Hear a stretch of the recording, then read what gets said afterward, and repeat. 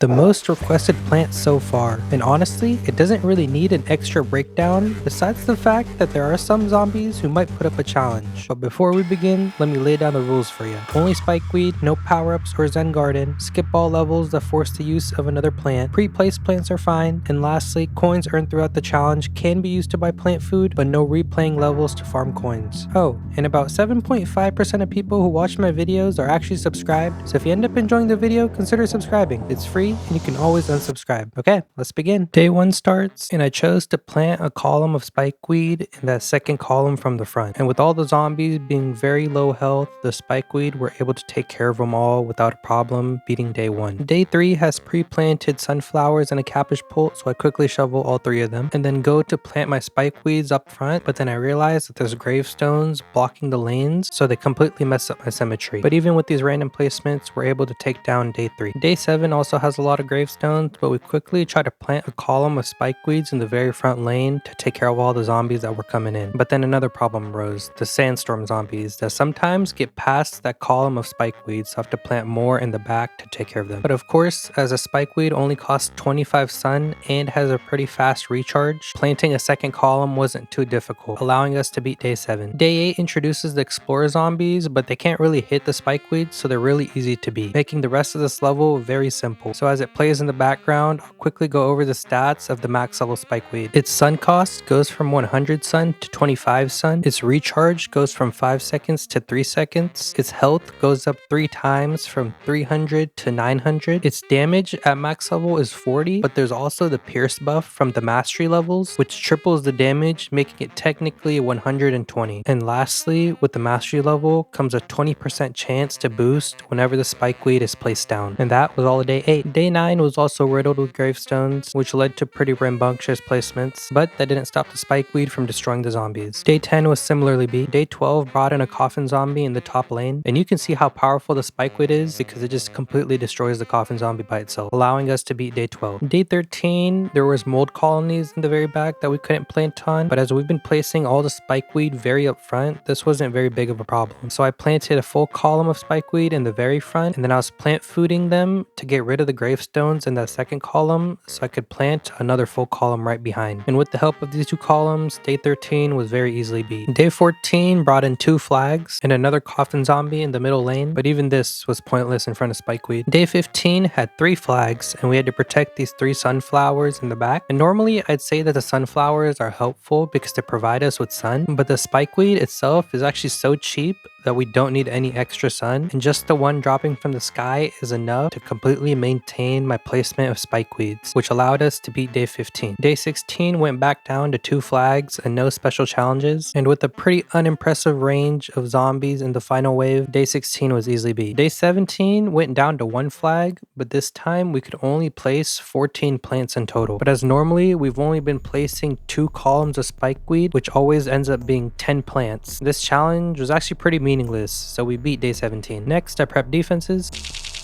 Again, choosing to go with 2 columns because they seemed to be enough for all of ancient Egypt. And even with the many sandstorms and camel zombies, Spikeweed's basically infinite area damage was able to take down day 18. 19 doubled the challenges, allowing us to plant 16 plants and also mold colonies in the 2 columns in the very back, but it only had 1 flag. So again, it ended up being pretty simple. Day 20, again, we had to protect 4 sunflowers, and similarly to the other level that had sunflowers, this wasn't much of a challenge or an assistance. And after dominating some explorer zombies and bucket heads, day 20 was conquered. Day 21, again, no new threats. Day 22, again, brought back the mold colonies and also a 18 plant limit, but this time it had 2 flags and what seemed like a significantly more amount of coffin zombies, who once again stood no chance. Day 23 starts, and it seems pretty simple at first because there's no special challenges and only 2 flags, but it introduced the 1 zombie that might actually pose a threat to the Spikeweed, which was the Gargantuar in that very top lane. The Gargantuar is actually one of the only zombies that can take out the Spikeweed, and the main counter to it is plant fooding the Spikeweed so the Gargantuar gets stunned. But as you can see, the Gargantuar is very tanky and takes out a lot of Spikeweed before we can take it down ourselves. And the strat is planting a Spikeweed behind it and plant fooding it so the Gargantuar gets pulled all the way back. 24, again, defenses are prepped. And I chose to go with 2 Spikeweed in each column and saving up my sun just in case Gargantuars were sent. But it seemed like none were being sent. But then somehow 2 Sandstorm zombies got past the 2 Spikeweed, making it pretty far. But as I was able to plant some Spikeweed in the very back to take them out, we had now beaten all of ancient Egypt with just a max level Spikeweed. Next up, one of the worst worlds for Spikeweed.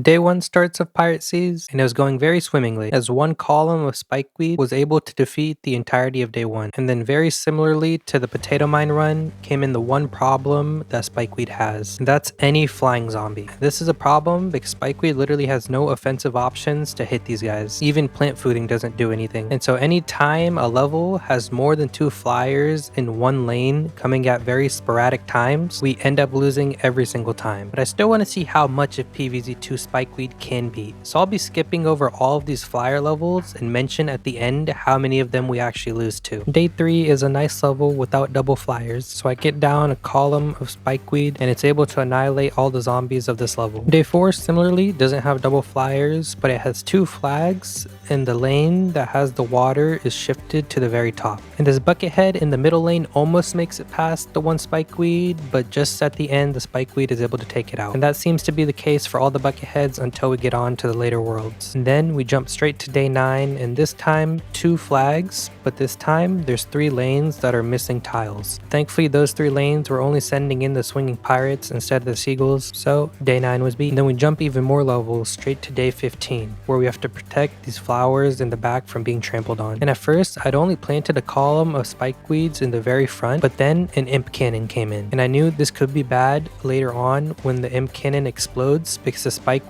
isn't able to take it out. And to counter this explosion, I planted a column of Spikeweed right in front of the flowers. And as the cannon did explode, imps did make it past that front column, but then the back column was able to take care of them. So my plan worked perfectly, and to add some extra protection, I added a second column of Spikeweed in front of the flowers, guaranteeing our win against day 15. Day 16, we have to protect these 2 spring beans, and the main threat this level is usually the barrel rollers that are rolling down the 2 middle lanes. But Spikeweed is a perfect counter to these guys because it one-shots the barrels. The only bad thing about it is that the Spikeweed itself also gets eliminated in the process. But as I mentioned earlier, this isn't a problem because Spikeweed is very cheap and has a very fast recharge. So day 16 and its barrel rollers were defeated very easily. Next, I prep defenses.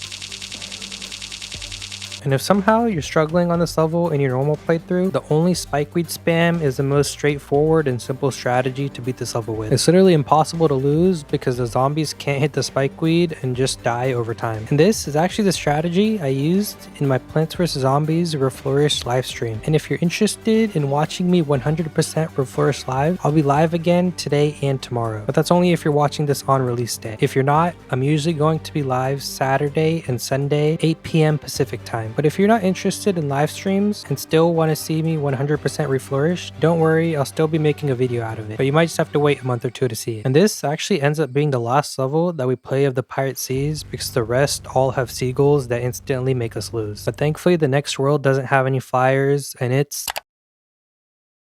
Day 1 starts, and of course the Wild West has the mine carts that block the lanes like the gravestones did in ancient Egypt, but again, they aren't very much of a problem. Days 2, 3, 5, 6, and 7 were all very easily beaten, and we stop for day 10 because it introduces the semi-annoyance of the Wild West. And the chickens are annoying because the chicken wrangler will get damaged, and the chickens will spawn a tile ahead, completely skipping the Spikeweed that I placed down for them. So I have to resort to planting a column of Spikeweed a couple lanes back just to handle the chickens. But other than that, day 10 was beat. Day 11 gives us a 500 sun limit, but as the Spikeweed only costs 25 sun, this isn't much of a challenge. And if we wanted to, we could technically get down 4 full columns of Spikeweed, but just 1 column was enough for this level. Day 13 had 2 flags, and I placed a column very up front, later planting a column towards the back just in case chickens came in. But we didn't see any chickens this level, and instead we're introduced to the electronic bull that carries the imp. But thankfully the Spikeweed's overpowered and can take it out very easily. And this allowed us to beat day 13. Day 14 14, however, I was positive that it had chickens, so I decided to place my column of Spikeweed one lane back. And this would give me enough time to get my second column of Spikeweed in the very front before the chicken wranglers came in, allowing us to have the 2 columns of Spikeweed to take care of the chickens very easily. Oh yeah, I should also mention that the pianos are very similar to the barrel rollers of the Pirate Seas, and they get one shot by the Spikeweed whenever they step over them, but end up taking the Spikeweed with them. But other than that, day 14 was beat. Day 15, we can only lose 2 plants, which actually can be a very big problem for the Spikeweed because the piano zombie exists. But if a piano zombie were to come in, I had a strategy planned for it, and one did come in, so I can show you my strategy on this level. And that was, I'd let the piano get like halfway through the map and then plant a Spikeweed behind it, and then after, plant fooding the Spikeweed. And this made it so we didn't have to lose a Spikeweed, and we preserved that challenge. And then the final wave sent in another piano, so I plant fooded another Spikeweed to take it out, allowing us to beat day 15. Day 16, we have to protect this one walnut and the minecart, and I did so pretty easily by planting 2 columns of Spikeweed up front. Day 17 is a little scarier because we have to protect the flowers in the middle from being trampled on. And my first move was planting a column of Spikeweed right in front of them, later planting a second column very up front. And this made it so we could take out all the zombies very up front, and if any chickens were to come in, the second column would take care of them. But as no chickens came in, day 17 was easy. Day 18, defenses were prepped. And again, I just went with the simple 2 columns, which was more than enough. 19, again, there was a sun limit, but it was very high at 2,000, and then I could only lose 2 plants. So with no pianos in sight, day 19 was also beat on the very first attempt. 21, again, a useless sun limit, but we also had to protect these flowers from being trampled on in the middle. And I went with the same strategy of planting the 1 column in front of them, and then 1 very up front. And again, a very easy level. 23 was definitely a scary one because more flowers needed our assistance, but at the same time, we could only lose 2 plants. And this level included pianos, which I barely took out at the bottom by plant fooding at the last second, and also the chicken wranglers. But the pianos were our main problem, so I had to keep my eye out for them and plant food at the perfect time. And thankfully, I was able to do so fairly accurately, allowing us to beat day 23 very comfortably. And here we were, the last level of the Wild West, day 24, which has 2 flags, and we have to protect these 3 walnuts from the zombies. And the main threats this level are definitely the chickens. And to counter them, I moved all my walnuts to the middle lane and then plant fooded the very front one just in case a chicken got past and I didn't notice. And as you can see, 1 did get there, and I didn't notice it for a while until I did and quickly moved the walnuts out of the way. And this was all of the Wild West. Next up, Frostbite Caves, I would definitely say, is one of the more annoying worlds while using Spikeweed. Now, that's mainly due to its freezing effect, but day 1 actually doesn't have the freezing effect, so you'll see what I mean later on. And day 2 started with 3 frozen repeaters and 3 frozen walnuts, and me planting a column of Spikeweed very up front. And you can see that the Spikeweed actually get frozen this level. And these frozen Spikeweed are very annoying because I can't do anything to unfreeze them, or anything that's cost efficient at least. And you'll see what I mean by this later on as well. But there was one other annoyance that I hadn't mentioned yet, and that was the conveyor levels in Frostbite Caves, because for some reason most of the conveyor levels have Spikeweed in them, and I have no idea why. Day 3 itself wasn't too bad because all the zombies get funneled into 1 lane and there aren't any snowstorms to freeze my plants. So even though this level was pretty long, it was actually beaten very easily with me only using 3 Spikeweed. Day 4 wasn't actually too bad because we only needed 1 column of Spikeweed to beat it. Day 6 is where the snowstorms start to become a problem because I planted a column of Spikeweed very up front, but then basically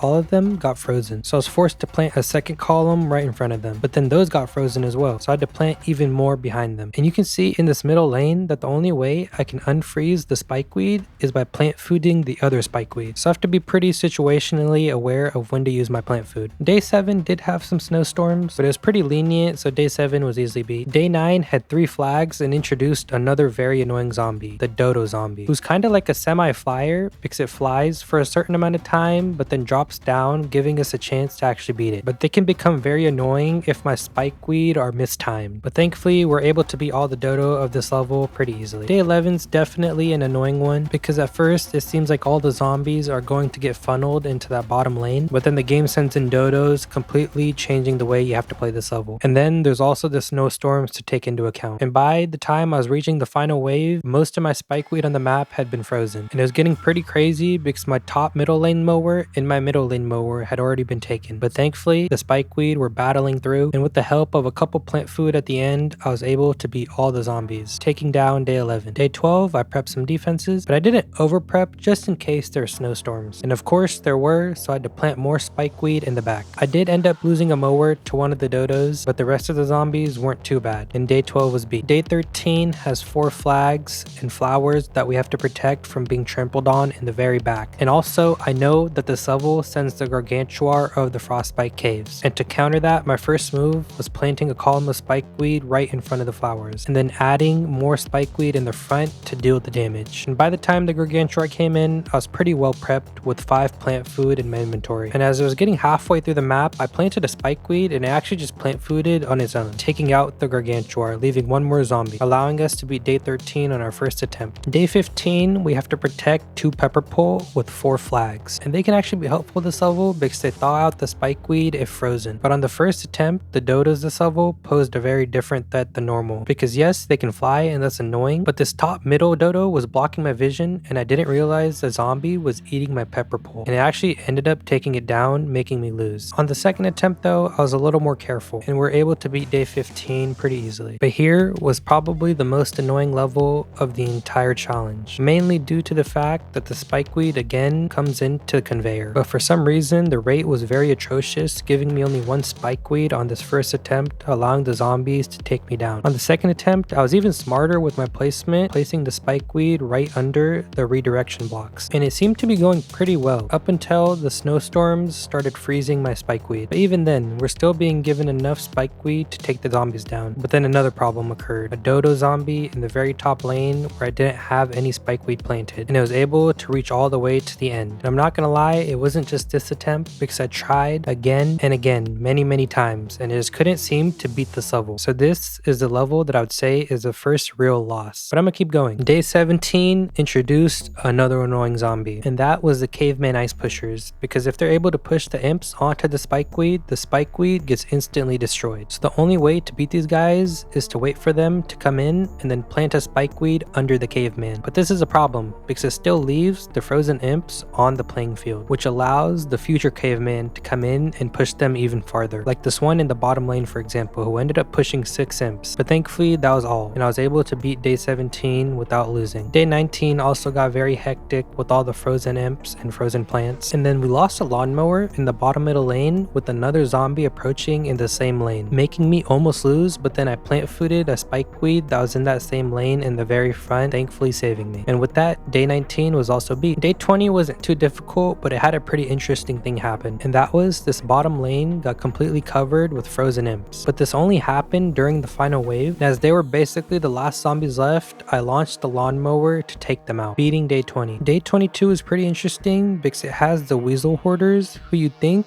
would do the same thing that the chicken wranglers do, but these guys actually don't need 2 spikeweed to take care of them, and 1 column is just enough. So day 22 was beat without a problem. Day 23 we had to protect these charred guards, so my first move was planting spikeweed right in front of them, and then the game sends these zombies directly onto the charred guard, but they were all basically taken out by the spikeweed before the charred guard even had to do anything. And then the rest of the level contained some weasel hoarders and some dodo zombies, but nothing too dangerous, allowing us to beat day 23. Day 26 I lost 1 lawnmower in the middle lane to the weasels, but then the rest of the level was pretty simple. Day 27 I thought was going to be easy because we have to protect these rutabagas, and I know that this level doesn't have any sandstorms, and knowing this I was just going to spam my spikeweed. But then came in the caveman pushers, who instantly ruined the strategy because they were instantly taking out the spikeweed that I was spamming down, and this was getting very chaotic because I couldn't take any of these guys out, and I knew if I didn't do anything about this, the gargantuars being sent in later on would end up beating me. But fortunately, as the gargantuars were starting to come in, I'd saved just enough spaces to be able to deal with them, and this first gargantuar was taken out very easily, and then 2 more gargantuars were sent in within the final wave. And as I started getting too far, I plant fooded 1 spikeweed in the very back in the middle to take that gargantuar to the back, but then this other one got very close to my rutabaga, and thankfully a spikeweed that I planted insta plant fooded. But I knew that this wasn't enough to kill, so I was hovering my plant food over the spikeweed to insta plant food right away to take out the gargantuar. And after that, this final gargantuar was going to be pretty easy because I could just replant my spikeweed over and over again until it was taken out. And now with only these yeti imps being left over, day 27 was finally conquered. Day 28 is the final level of frostbite caves, and I prepped some defenses, and all of these got frozen halfway through the level, so I had to plant even more as the level went on, and it was starting to look pretty bad as the gargantuars were coming in. But as the final final wave was now sent in, I only had to really protect this middle lane because it didn't have a lawnmower, and if needed, the rest of the zombies would just be taken out by the leftover lawnmowers, but I actually didn't need their help.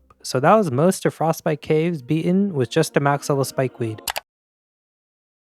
Up next, Lost City's pretty interesting because it's another world that contains a flyer. But it's interesting because it's literally really easy the entire world except the levels that have the flyers. And because of this, days 1, 2, 4, 6, 7, and 10 were all very easily beat. But then we have to skip straight to day 15 because the levels in between have flyers. But we're stopping at day 15 because it's pretty interesting since it's actually a level of its own that has flyers. But they only spawn in these two lanes and then also in the lanes of the Aki, and because of this, day 15 is made possible. Day 17 also had another flyer in the middle lane, and then the final flag bringing in 2 more in the top and bottom lane, but once more, none of the flyers doubled up. But right after, we have to jump straight to day 25, which contained a flyer in the bottom lane, but that was it, letting us beat day 25 pretty easily. 26 actually did have a double flyer in the same lane, being this middle lane, but thankfully they came in around the same time, so the lawnmower was able to take them both out. And those two were the last of the flyers, so we beat day 26. And then day 30, I thought was the last possible level of Lost City because in our potato mine run, there was only 1 flyer sent in each of the lanes that had a flyer. But it seems like in the past couple of updates, the level changed a little bit because they had these flyers and then another flyer spawned in the middle lane, making this level also impossible because of flyers. And that was all of Lost City. Next up,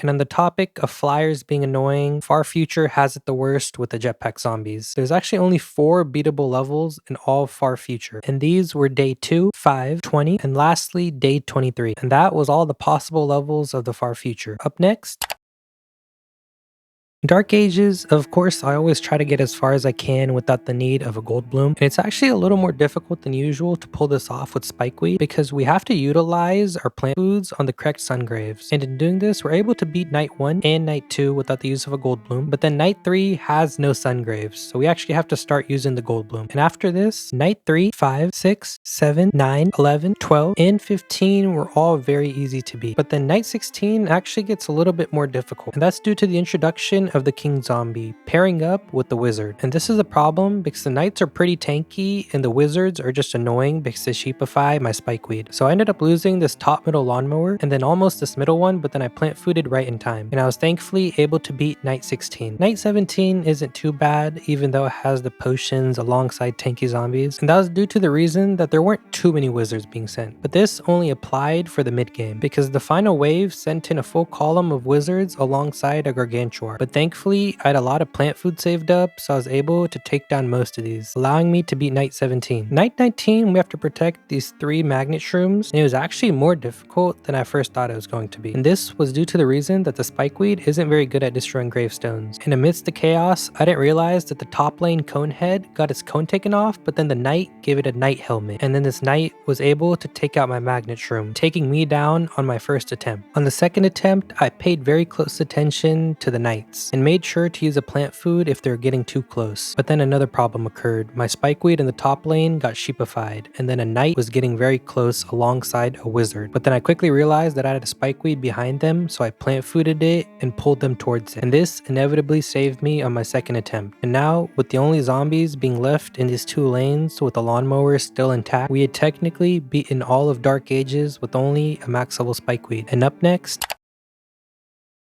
Neon Mixtape Tour is usually a pretty difficult world for most plants, but Spikeweed kind of just glides past most of the levels. The only difficult ones kind of come in later on. And so days 1, 2, 4, 5, 7, 8, 12, 13, 15, 17, 18, and 20 were all beaten easily. And 21 got a little spooky at the end with this gargantuar and us having to protect the flowers from being trampled on. And then the gargantuar launched its imp, which is okay, but then I accidentally plant fooded my Spikeweed and thought that I had lost because the imp I thought would count as trampling the flowers, but it didn't. Day 23, however, did get annoying because of these arcade pushers. Now, that's because they're very similar to the ice pushers in Frostbite Caves, as they instantly destroy any Spikeweed that the arcade machine is pushed over. But these are in a way worse than the ice ones, because one, we have to destroy the arcade pushers, and then we also have to destroy the zombies coming out of the arcade machine. And this level, I kind of just gave up and let the lawnmowers take care of all the zombies. At the end, launching this last lawnmower by myself, beating day 23. 24, I prepped defenses.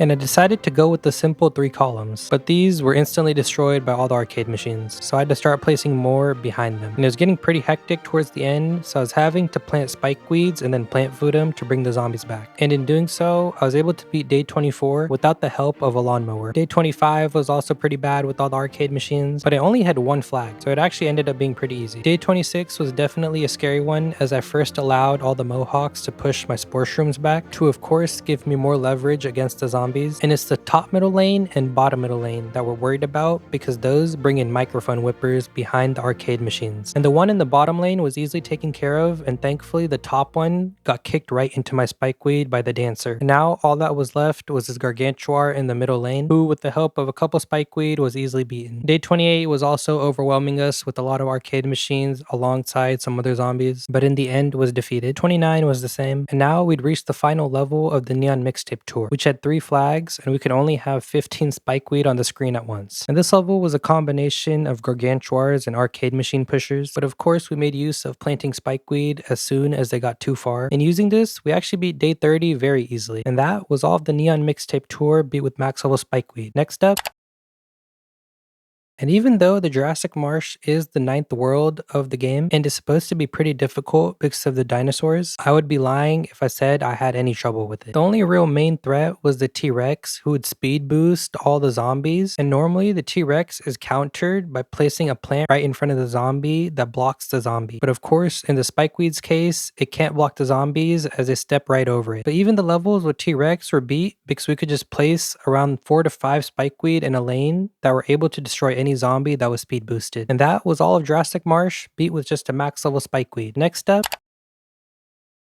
Big Wave Beach, my least favorite world of these challenges, mainly due to the reason that the zombies take forever to get to my plants. And this ends up elongating the levels about 2 to 3 times longer than they should be. But days 1, 2, 4, 6, 9, 11, 12, 17, and 19 were all very long but very simple. 20 was a little weird because it submerged all the tiles underwater and had some lily pads to work with. Also, the spikeweed on a lily pad looks a little funky, but if it works, it works. There was also an octo zombie covering all my spikeweed, and as soon as it got in range, I planted a spikeweed under it to beat it. And a little after, a gargantuar was sent in that same lane and had to use a couple of plant food on my spikeweeds to beat it as well. And lastly, I launched a lawnmower to beat this last octo zombie, beating day 20. 22 is easy. Day 23 I thought was going to be a little difficult because there's fishermen's and then also bananas that we have to protect. And I honestly thought that the fishermen's would skip right over the spikeweeds, but it turns out that they actually end up pulling in the spikeweeds on the lily pads, which made this level very possible and simple. Day 25 is a little scarier because we have to perfectly time our plant foods to get the 10 zombies killed in 5 seconds. So I stocked up my plant food and waited for the right moment where a lot of zombies were sent. And I quickly launched the top middle lane lawnmower and then plant fooded 3 different spikeweed to get the most zombie kills as fast as possible. And this allowed me to beat the challenge. And then of course beating the level itself as well. 27 was kind of just a slow burn kind of level because we had to wait for the zombies to walk a very far distance. And eventually, with some lost lawnmowers, I was able to beat day 27 as well. Day 28 at first was seeming impossible because we could only lose 5 plants. And the main problem this level is the surfer zombies, because they take out both the spikeweed and the lily pad in one go, which counts as a loss of 2 plants. But there was one good thing about this level, and that was for some reason the fisherman zombie were not fishing the lily pads and the spikeweeds, or I thought, because as soon as the surfer came in into the middle lane, the fishermen started fishing it, and a couple more of my plants got eaten, so now if I lost another plant, I would instantly lose. And as the final wave hit, everything seemed to be going well, but I kind of lost track of everything and didn't realize there was a surfer in the very top lane. And the spikeweed actually took out the surfer, but then the surfer dropped its surfboard, allowing it to destroy my plant. On the second attempt, I was a little more careful, and even though I ended up losing 4 of my plants, we were still able to win. 29 was pretty easy, and now we're on the last level of Big Wave Beach. And at first I thought it might be possible, but for some reason the fisherman goes straight for the guacodiles, ignoring my spikeweed. And because of that, day 30 is impossible. Next up, Modern Day starts off pretty simple, but of course, it's another world with another flyer. And thankfully, it's the balloon zombie that kind of comes in later on. But day 1 had a problem of its own, and that was that a Pirate Seas portal opened up and seagull zombies started spawning from it. And 2 somehow spawned from the same portal, making day 1 also impossible. Days 2, 4, 5, and 7 were all very easily beat. Day 10 again brought in too many flyers in the form of jetpack zombies. Day 11 was another simple one with no flyers. And then day 15 actually ended up introducing the balloon zombies. And before the final wave showed up, I thought this level was impossible, but then more balloon zombies showed up, inevitably reaching the end. Day 17 also sent in 3 balloon zombies in the middle lane, but those were actually the only flyers in the entire level. So we beat day 17. Day 23 also had flyers, but they were all in different lanes and kind of came in at the same time. In plant fooding to take down the Gargantuar at the end, day 23 was also easily beat. Day 24 was also a scary one, and not because of the flyers, but due to the all-star zombies, who in the case of Spikeweed will literally just sprint until the end. And due to this reason, and me not being able to plant enough Spikeweed, I had actually lost all my lawnmowers by the end, but we still beat day 24. But next up, we skip straight to the last level of Modern Day, and this was due to the reason that the levels in between all had flyers. And usually this level is really easy, but I actually ended up losing on the first attempt because this all-star made it all the way to the mower, and then a little later a balloon was sent in that same lane, inevitably taking me down. On the second attempt, however, I made sure to plant food to take the all-star out, and this allowed me to beat all of day 31. And as it finishes up in the background, let me quickly go over how the Spikeweed performed. And if we're talking the levels that had no flyers, Spikeweed only lost to 3 of them, which is pretty impressive. But if we do include the flyer levels, then in total, Spikeweed lost to 64 levels. And that high of a number might seem bad at first, but if we go by percentages, Spikeweed actually beat 79.5% of levels, which isn't too bad if you ask me. But okay, enough yap about Spikeweed. I'll see you guys next time. Okay, bye-bye.